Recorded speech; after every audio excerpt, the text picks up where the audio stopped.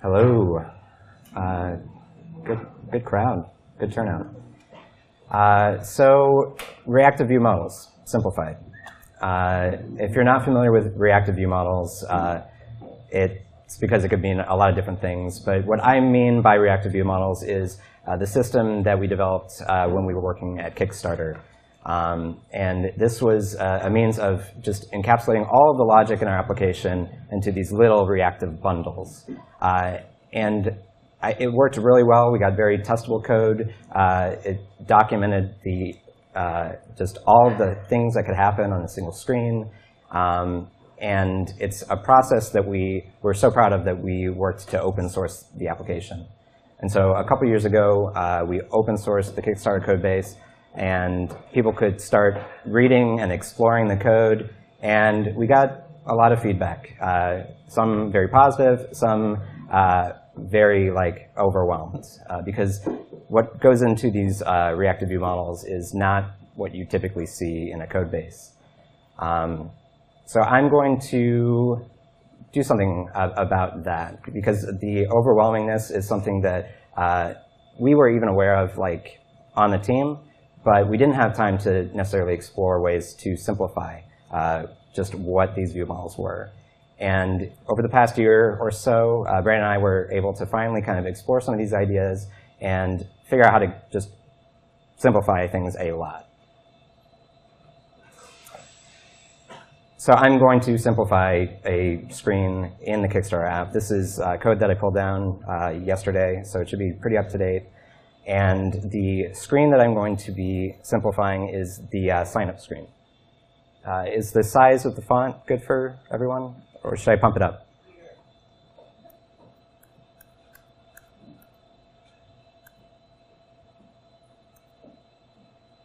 Is that thumbs up or more?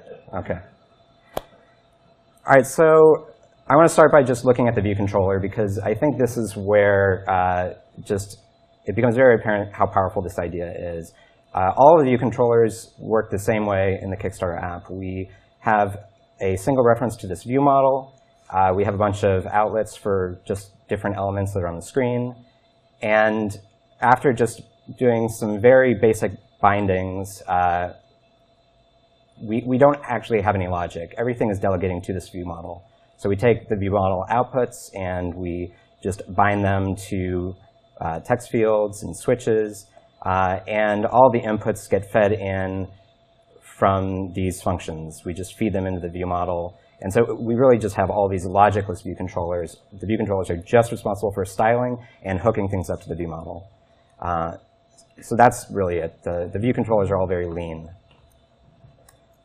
And the view model concept, we wanted to design in a way that we could kind of embrace some of the functionality of the Swift language. And so the way that we would describe these screens is we would create a set of protocols. And the protocols are all named kind of the same way. We have a protocol that describes all the inputs, all of the user interactions that happen on the screen. Email changed will be a function that gets fed into, if I edit the email field. Email text field return, if I hit return, it knows to go to the next password field. I can do a very secure password. And then, again, all these look kind of the same. They all work. I can type in a name, and the sign up button just got enabled because the form is now valid. And that's where the outputs come in. So whether or not we show an error, whether or not the different fields should become the first responder, whether or not we log in, whether or not the sign up button is enabled, just inputs and outputs. And I found this to be a very powerful way to think about how you build out screens. You're not worried about architecture necessarily. You're just focused on the actual screen. But there are a lot of protocols. We have an additional protocol where all we do is basically provide this erased type where we force you to get fed into these inputs and outputs via interface. And finally, we have the view model itself. It's really just a class or a struct that conforms with its inputs and outputs that just returns self. We have this one giant initializer function, which is responsible for composing the inputs and outputs together. You don't have to worry about the logic. It's just a lot of functional reactive stuff. And then at the bottom, we have to define all these properties in order to hold on to these inputs and outputs. And it's a lot of boilerplate. We first have these private properties, and then we expose functions as interfaces in order to modify them. And it's just very mechanical work. Like, there's no reason why we should have to write this, right? And then finally, at the end, we also have to expose all of these output signals that are public, and you can subscribe to them in the view controller. So after doing this for a while, and we did this on most of the screens, we started wondering, can we get rid of all this boilerplate? Really, what we're doing here is we are hiding a very simple structure inside a lot of complicated structures. We are defining 3 protocols. We are defining a bunch of properties. We are defining all of this just in order to work with this initializer function. So it sounds like maybe we're just hiding a function with a lot more dressing. So let's go back and take a look. We start with this inputs protocol, and I think we can make this simpler by just admitting that we are living in a function. So let's rename this to sign up view model as a function. And, well, it has a lot of inputs. They're just arguments. And I'm going to use a fancy new feature from Xcode that I love to just transform all these into properties. And so we are living in the world of reactive Swift, so I'm going to be making these all signals. And then none of these can error out, so there's going to be no error. And that's about it for inputs. I'm going to have to make a small change here because we can't label single argument tuples.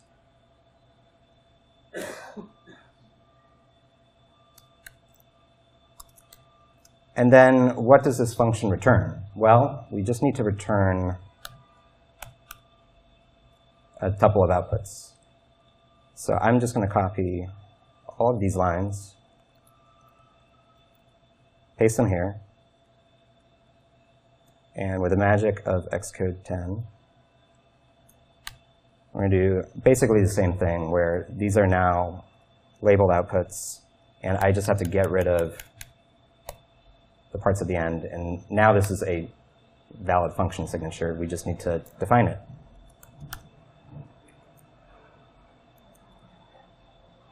So this protocol goes away as well. And this protocol no longer makes sense. It was just kind of describing this contract. So I'm going to get rid of this. So what's left? We no longer have these protocols. We no longer have these protocols. I'm stuck with a structure that's just an initializer with a bunch of properties. So I'm going to just copy and paste all these. Actually, before I do that, I'm going to just make the compiler happy. We would need to return a tuple here, right? And the tuple is just going to be all these. So paste those in. And I'm going to use the .never signal. And this is just a signal that never fires. It allows us to make the compiler happy and make this a kind of valid function. There it goes. So now let's actually take the implementation. And again, the implementation itself doesn't matter. We just need to make it work in this new world. So when we paste it in, we have a problem. We have self everywhere. Now, below in the boilerplate, we had all these properties, right?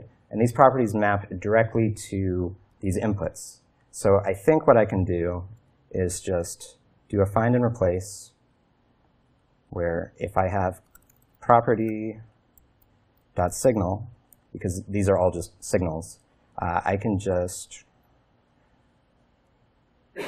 replace them all, get rid of them. All right, still a lot of selfs.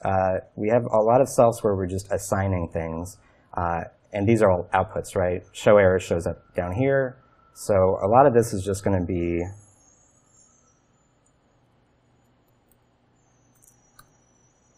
finding and replacing and getting rid of all these self dots. Okay. Now we need to actually assign some of these to make the compiler happy. This is just doing some observing, so we don't need to assign anything down there. A few more lets.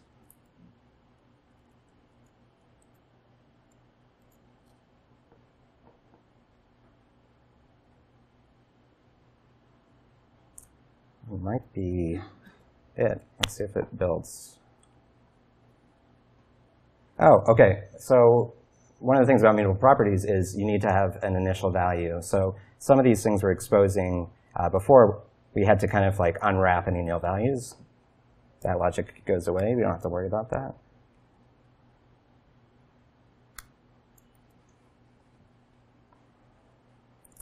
All right. So now we just have a few unused warnings because we didn't swap these out for the actual outputs. So we can do that very quickly.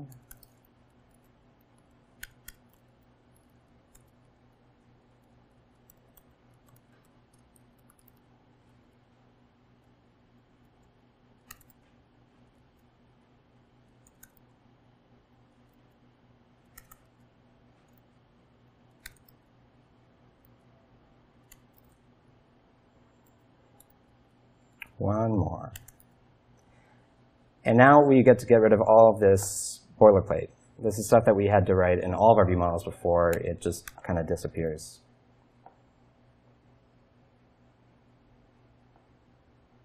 All right, so there we did it. We refactored the view model. It basically halved in size. And I think it also kind of really distills what this is doing. It's just a function of inputs to outputs. Like, there's no complications built around all the extra structure that we had before.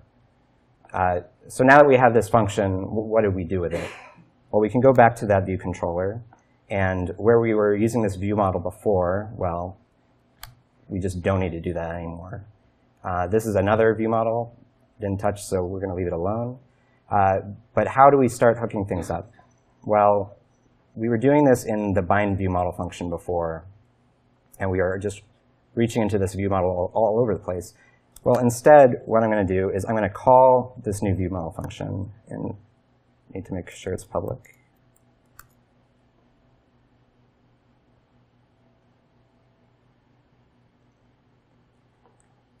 So now we can call our signup view model, and it looks a little intense, right? We have a lot of things that we need to pass through here. But we'll go through them kind of one at a time, and I think we'll be able to hook it up pretty quickly.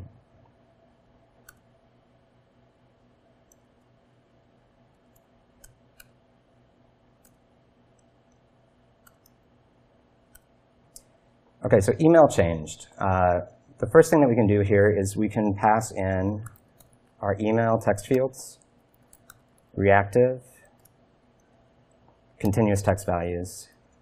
And this is just going to be a signal that continuously passes text values along. Email text field should return. There's going to be, again, email text field. We go through the reactive interface, which is similar to like the RX interface for RX Swift. And we need to grab one of these control events.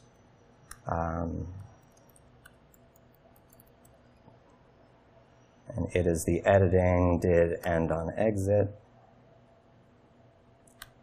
And control events in Reactive Swift, for whatever reason, returns the actual text field. So we want to just ignore that.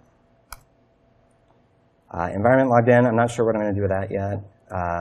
Name change is going to be the same as email changed, as is password. We just need to tweak it to be the name text fields and the password text field. And the returns are going to be the same as well.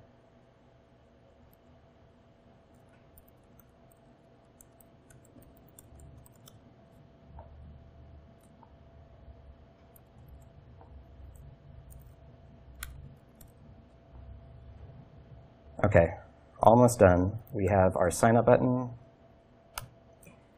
And we want to get the control event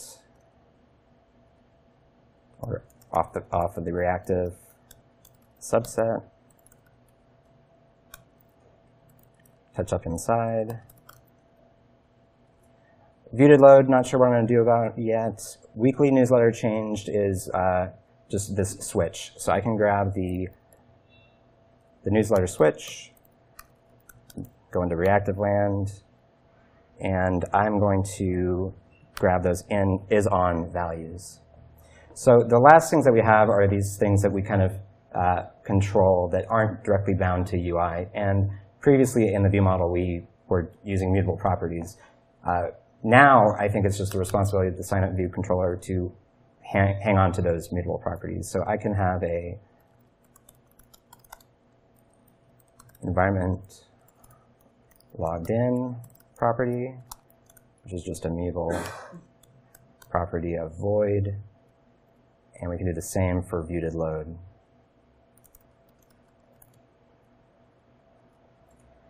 And now up in viewed load, we used to be passing this to the inputs, but now we can just call our property and pass it a value so that it knows to feed things into the view model.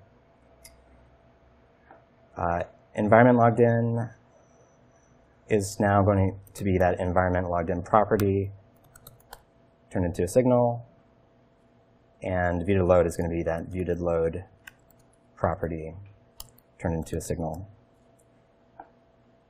And now we get to get rid of a bunch of these. We do have a few outputs that we want to still reach into. Log into environment is now, well, these are all outputs that are going to get returned. So I'm going to update that in a second. For now, I'm just going to update the signature so it's happy. The view model here assumes that it has a string. So these continuous text values need to all skip nils to unwrap those nil values.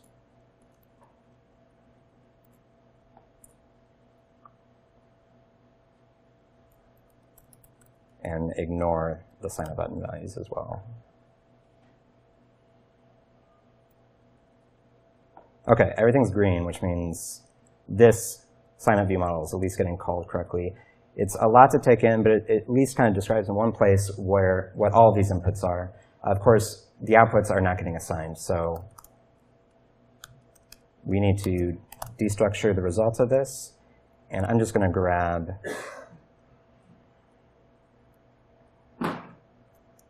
all these names again.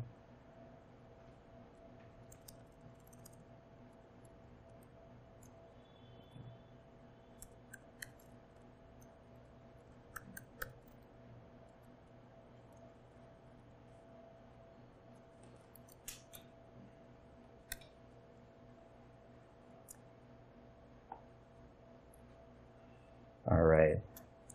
So we now have all these outputs that we can start hooking up. They're all named the same thing. So instead of doing this assignment as we were doing before, we can now just bind it using the reactive operator.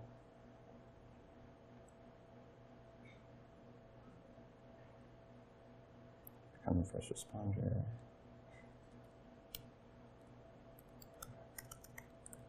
But we need to bind it to the text. Or become first responder. This turns into reactive is on, and we bind it to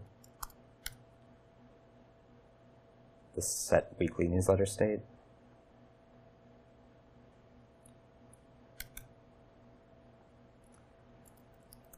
All right, and this process is also super mechanical. Like, it lines up very much the same.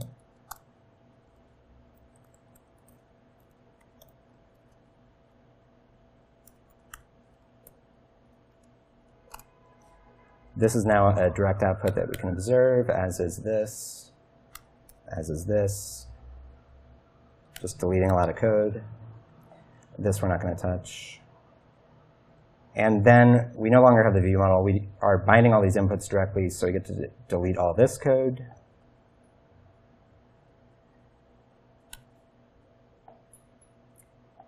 And what do we got?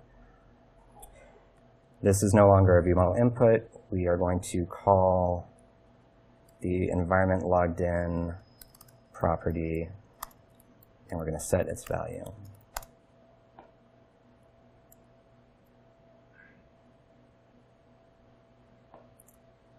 We deleted all these, so even more boilerplate that we can get rid of.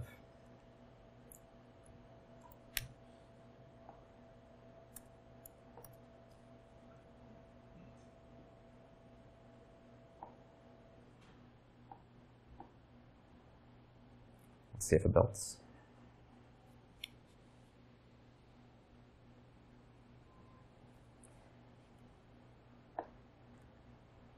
So this is just like a lot of code that we get to delete, and the idea itself is basically identical. I didn't have to change any logic, but anyone jumping into this file is going to maybe understand it a lot more because, like, given familiarity with Reactive Swift or any kind of like functional reactive library, now you're just dealing with one construct, a function from inputs and outputs.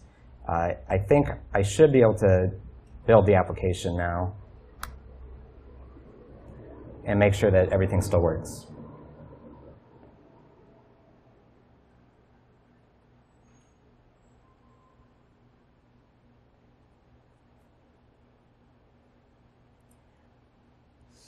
Go into the sign up screen, type name, email. All right, everything seems to still be hooked up. The sign up button was reacting, et cetera, et cetera. I think that this is something that is much easier to sell to people early on when people were walking up and talking about some of the Kickstarter open source stuff. Some of them were trying it out, and they just were like, can you get rid of this boilerplate? And it turned out that, yes, it was possible. We just had never taken the time to do so. And I think in general, whenever we are stuck with a pattern, even if the pattern is working, always question it, always consider how you can make improvements to it, always consider the different things that you are using day to day, and see if you can simplify it. Like, it's something that I've been thinking about a lot the past year or two. It's very easy to just kind of follow community best practices and patterns, throw protocols and everything, and sometimes like you don't need the excess. All these features and functionality that the language gives us is great, but just think about the best way to apply it to code that you write. And that's really all there is to it. It's just refactor of live code. And if you're interested in this stuff, the Kickstarter app is still open source. You can kind of dive in. Maybe, you know, if people that work there are into it, you could even submit some pull requests to shorten up some of these view models. But yeah, if anyone has questions, I can take those now.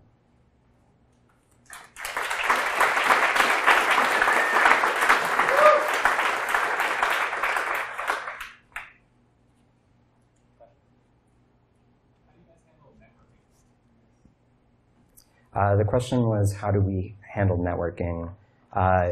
In the Kickstarter app, it uses an API client that returns signal producers. And so a lot of the time, there will be like flat mapping onto those signal producers.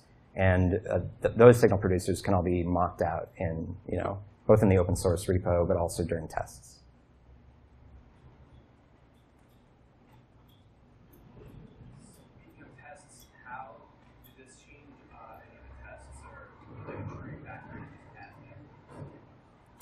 Well, the tests become slightly more verbose because you have to call this function.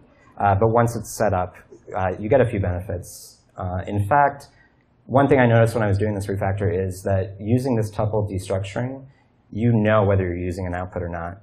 And for whatever reason, I mean, I very well may have like messed this up back when I was working there. We had this name text field became first responder output, and we're never actually observing it. So we're not using this output for anything. So this is like another one of the benefits of simplifying the structure, because when it was just hiding in a struct, there's no guarantee that all the properties were being used. Otherwise, the testing is identical, though, because you're just testing the observables in the same way.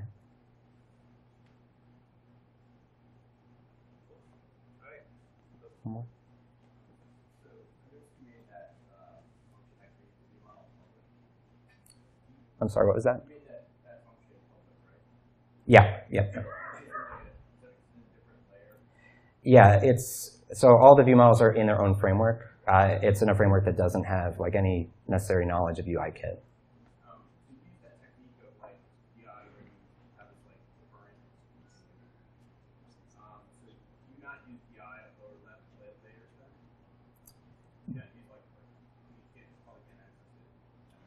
To access like the current environment stuff. We still use the environment throughout. It makes certain things just more convenient, even within view models. You could have these reactive view models be completely pure with pure inputs and pure outputs, but for the sake of being pragmatic, having something like environment or world like allows you to mock things out in a just easier sequential way. But we've also explored, like instead of having, we do like tracking directly in these by going to the environment, kind of down at the end here in the view model. So we're using like app environment directly in the view models, but we've also explored like just returning outputs that describe analytic events that need to happen, and then the view controller gets responsible for it. But it's really equivalent as long as you have like a way to mock it out.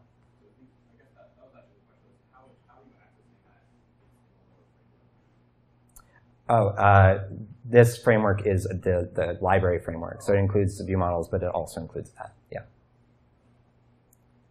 All right. Thanks a lot.